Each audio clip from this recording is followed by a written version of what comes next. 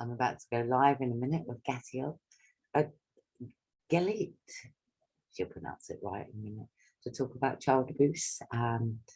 This lady is coming from Israel, so the awareness is going over to Israel and surrounding areas and worldwide. So that's what I love about people that's coming together to give you the telltale signs of child abuse. See you in a minute. Right, we're here with Galit. And Galit is going to interview me today. So I'm going to let her take it away because we're about to go Facebook Live as well. So here we go with the Facebook Live roundabout. This would help if I was videoing myself, wouldn't it? We're going Facebook Live. Okay, we are going live now. Just give me a second. Well, hello everyone. This is Galit from Children on the Future of Us All. We have here today with us my beautiful friend, Kerry Mussington. How are you, Kerry? I'm fine. We are live, so this is fantastic. Where are you coming from? Where are we calling from? Is it to Israel? Oh, from Israel, yeah. Yeah, amazing, because that's what we want to say, is that we're going worldwide to reach people that perhaps don't understand. So you're about to ask me some questions around about child abuse and how it happens. So I'm now gonna let you take it away and with the questions and the interview. Thank you for having me. Yeah, thank you for joining us. You're so we're gonna start now, okay? Yes, ma'am. You were a victim of sexual abuse in your family during your childhood. At what age did it start? As long as my memory recalls, I would say around about 2 to 3 years old. Who was the attacker? A family friend. The family friend. Yeah, the one that was always there to help out and would put money on the table as well, just to make out he's helping the family out, and he never seemed to disappear for a very long time. So he was there for a long while. But that's one of your questions. So yeah, the family friend. Yeah. Did your attacker ask you to keep a secret? Oh, yes. My abuser, he would bribe me. He would plaster me with sweets, money. Wow. He would come behind the bedroom door and go shh, shh, things like that. So everything was like a secret, and he would pass over the money to you as if it's hush money, hush. And you would be rewarded with sweets. At the time you're young, so you're only going to invest in sweets and money. So that's where it started, with the sweets first. How long did the abuse go on for?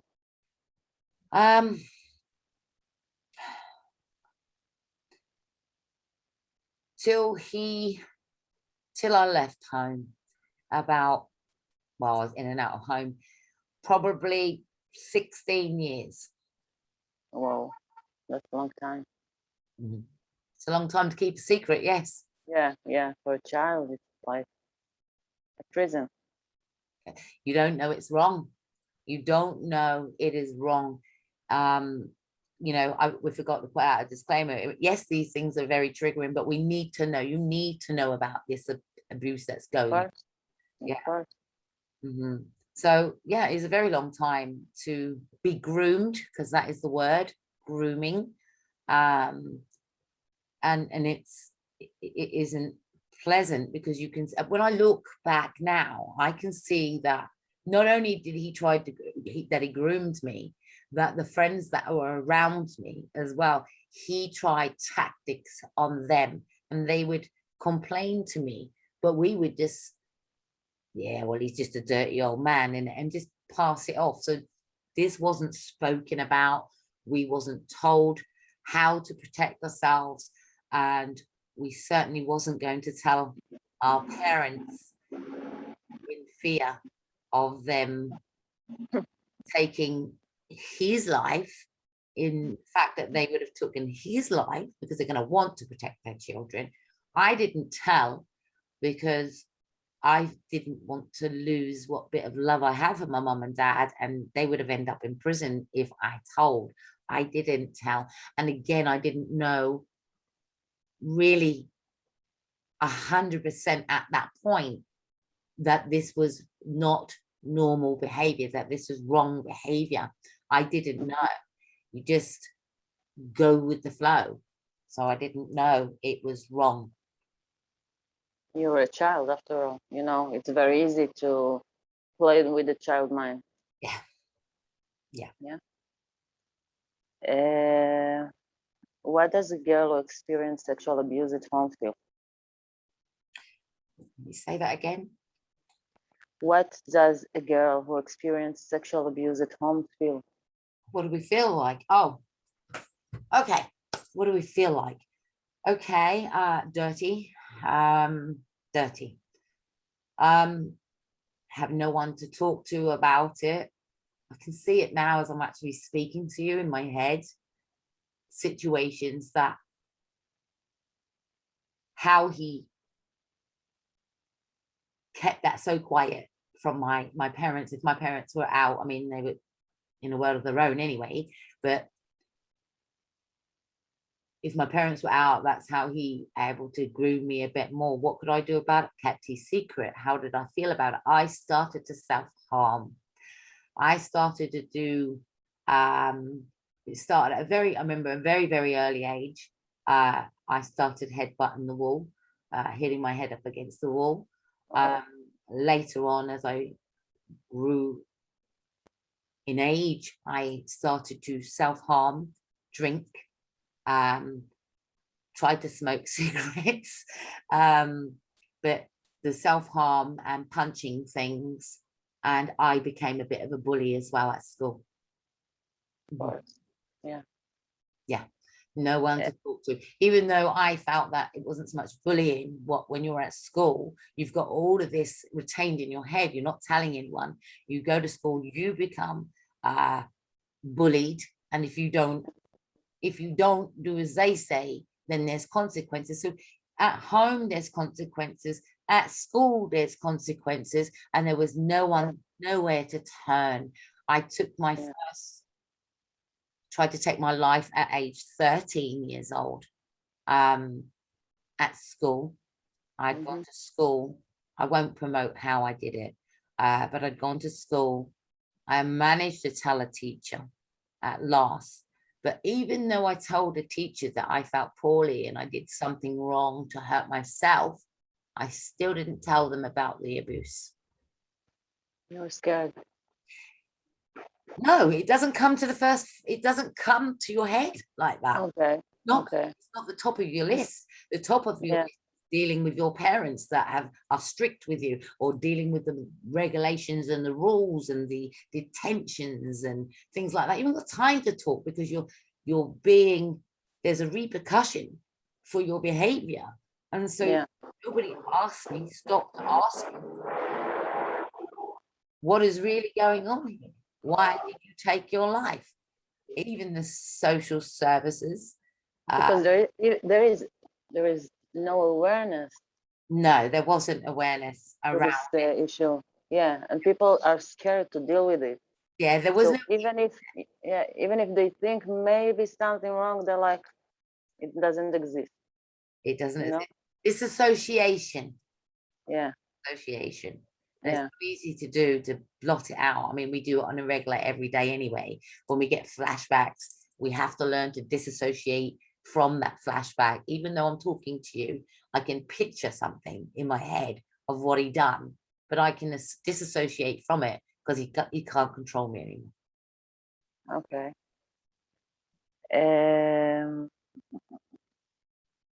You managed to escape the vicious circle. How did you do it? He died.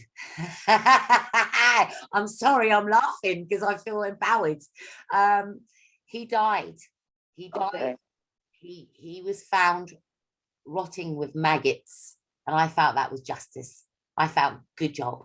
He suffered most probably, and he died. And that's when I felt free, but I still didn't tell anyone. Wow. Wow. It did not come out. It's so easy. Your mind can put it all under the carpet. And one day when your hormones are going, because I was pregnant, that's when it came out at age 26. I think 23. What is the PTSD? PTSD, post-traumatic stress disorder, or I like to give it another name, past trauma. You know, and I think you don't have to be in the military to suffer with post-traumatic distress, because that is what we're living with. We're living with those flashbacks on a regular basis. And even if there is a unhealthy relationship, it will remind you of all of those unhealthy thoughts, and you don't feel very good about yourself. So this is hence the pattern of a lot of people that have felt suicidal. They end up self-sabotaging and self-harm when relationships don't go the way they want to, and there's poor communication, because we suffered so much, and that our body is our temple now. And when we're cheated on, it then brings back all of that flashback. It brings back all the child abuse. It brings back, you feel unworthy, you feel not good enough, you feel hopeless. It brings it all back, and you have to start again. And so we find it very reluctant to get close to people, because we don't know what the agenda is. What do you do for a living? What I do for a living now is suicide prevention and domestic abuse, because I do that with Mind Over Matter Suicide Prevention, also known as the Mom Project, which you can get on Facebook, YouTube, Twitter. I'm here for that.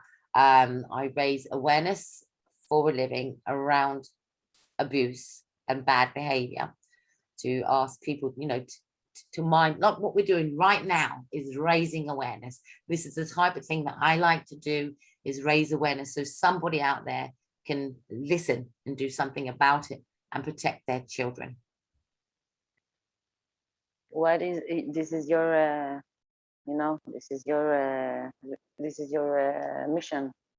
That is my mission. My mission is to save lives and prevent fatalities by giving that awareness and giving a solution. I don't just say that it's suicide prevention. Now, I think we need to go into the remit of the dominator and the dominator's belief. So I would put people also on a program called the Freedom Program. It does talk about domestic, but really at the end of the day, we're talking about power and control. So at the end of the day, it doesn't have to be a husband, wife, it could be a stepfather, etc. And we have to manage these children. We have to make sure that our children are not conditioned on somebody else's belief that's just come into our lives, because they're the ones that groom the children. So we need to be very careful with our partners when choosing our partners, what their background is, whether or not they've got any issues with their own children. Have they got a relationship with their own children? What are they like around children? If you are a mother, a parent out there, and you've got new boyfriends, make sure you've got knickers on your children. When there are men around, it only takes a second to tell a child to keep a secret. Yeah. I hope that makes sense. What is what is the clearest sign, you know, through which one can identify that a child is a victim of sexual abuse at home?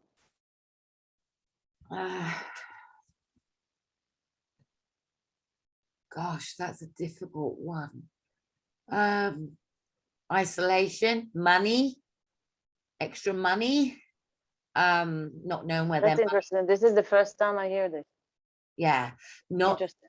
It's okay. Money, where are they getting the goods from? How did they miraculously get nice products in their home? If they've bought items, the isolation, people will shut down. They tend to stay in their room a little bit. I put myself in my room and I was dancing. I shut everything off. I put that energy into dancing because that was my way of expressing. Another telltale sign is marks on the body, on your arms. If the kids don't want you to see them on their arms, they will put them on their body, on their legs. They will develop eating disorders. So we need to be careful and watch their eating as well, to make sure that they're eating healthy. I feel, again, watch what they're wearing. Have they got security on their doors, etc.? You know, when people, strangers walking in their doors. Again, my abuse, or my parents missed it because it was their lives were fueled by alcohol, so they couldn't get a grip on their family life or what was going on in their life, you know what I mean, because their life was distracted, so they missed what was going on with the children because they wasn't in the right place to really be the parent they needed to be and guide us in the way they should have guided us. I mean, the telltale sign, anybody that has tried to commit suicide, that's a big telltale sign. And many people don't ask, why did you do it? What's going on? It's not why you've done it. What's going on? You can talk to me, but sometimes you've got to understand that kids ain't going to want to talk if the perpetrator's in the house. They may talk to somebody else, close friends. So I, as a child, told another child. But what I realized is that the two people that I was telling was also going through child abuse. Wow. Pregnancy, unwanted pregnancies come off this as well. Oh, wow. That's hard. Not a good place to be.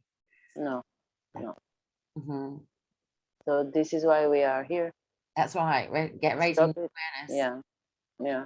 Another thing as well is that I kept popping out. So I was visiting the perpetrator's home. That's when he would get me again and do the things that he chose to do with me and then pacify me with money. So it became a bit of a habit, be able to get the money, just show them your tits and then they can have the money. Sorry, but that's exactly what one of the things that he used to try and get me to do was to show him my breasts. So as a girl, we need to be informing, because this happens to boys as well. So we are educating ourselves. It's not a taboo subject anymore. It is a subject that needs to be spoken about. People think that they'll wait till the children are teenagers. Don't. Talk to them as soon as they can speak and tell them the no touch area, what they can do to tell mummy or daddy or whoever's influencing them, how they can talk openly and honestly. But we do need to teach the no touch area. Okay, our private parts are private. And again, be careful of those stepfathers or strangers or stepmothers. And I'm going to say it works both ways. Bathing your children. That's another thing. What your children have on, I know we should be able to keep them innocent, but unfortunately, we can only keep them innocent if we have our eyes on our children. Of course. Okay. Mm-hmm. Well, dear, it was a very interesting interview. And yeah, and I like to see. I like your the fire in your eyes when you talk, because it makes me feel that you are really in the right place in your mission in life. So it's very exciting. Yeah. In control. I mean, I can say I do get flashbacks, and I think there's a lot of women out there. I'm going to talk on behalf of women at the minute that in the middle of intercourse can have flashbacks. Women and men. Exactly. We can have flashbacks of those events. That's pretty difficult to to move away from your mind in the middle of intercourse. But in order to get control over that, you find a way of no, this is not warranted, it's not welcome. I don't need that image in my head, and try to replace that image with something else. It's so difficult to leave that behind because it's trauma. And each time you see a child, you know, out there, you just want to protect that child. So I'll tell any mother or any father out there, teach well at a very early age, and put down your alcohol, which is causing the problem. And again, the new boyfriends, the new girlfriends, give yourself some time to date without involving the children. And this would save your children, because all too often people try to look for a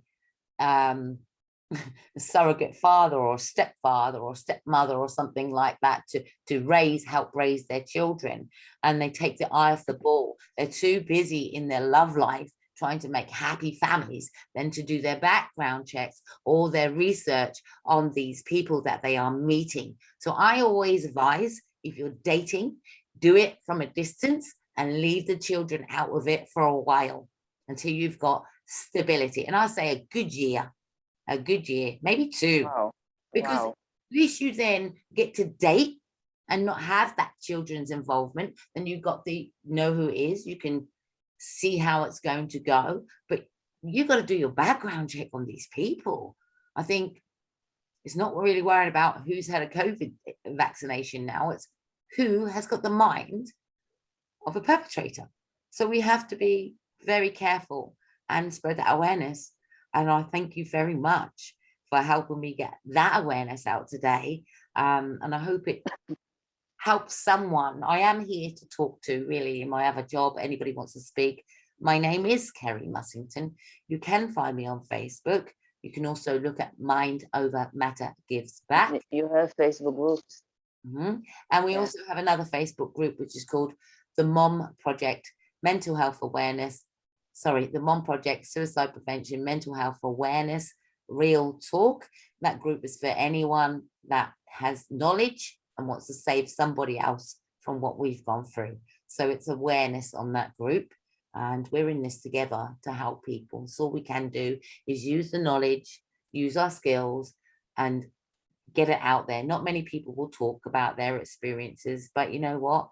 It sets you free. Yes, of course. Yeah. And the world is changing, and there is slowly there are more and people who are ready to deal with this, because they know that this is their mission. If we are going to keep quiet about this thing, there is no light that can come in and heal this. There is one other thing. There is one other thing that's very, very important. It is those devices. It is the computers. It is your phones.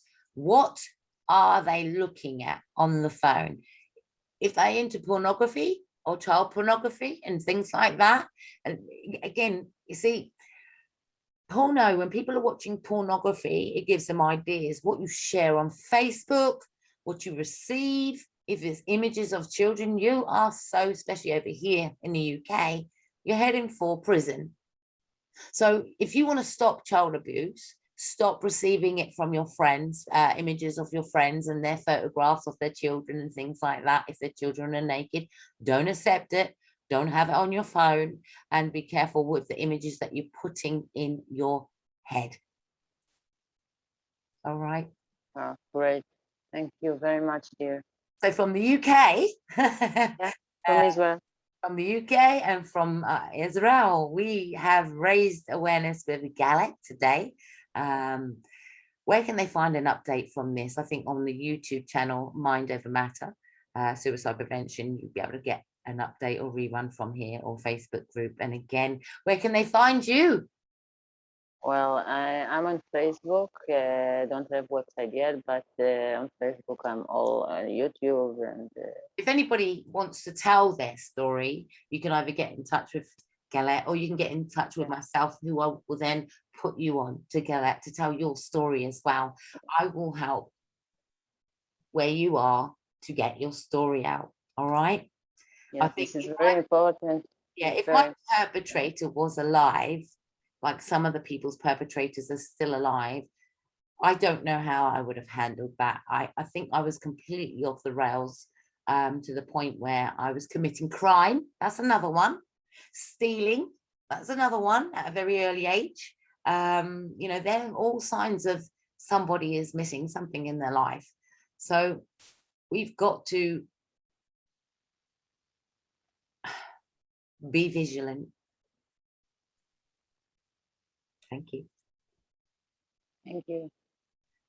I don't know where we've gone here. Let's go with this in a minute because we're still trying to do the technology. So thank you very much for the interview. I'm just going to stop it on live now. Thank you guys for tuning in. What we ask you to do is share the awareness. You've seen this, you've heard it. Please don't keep this information to yourself. Share it out, please. It is supposed to save and prevent somebody else to recognize and understand abuse. Let's stop it together by sharing the awareness. Thank you very much. Thank you. Bye. So as you know, that was awareness with Galit from Israel. We put that out live to Facebook, so it can travel the world. One of the things that I will actually add to this is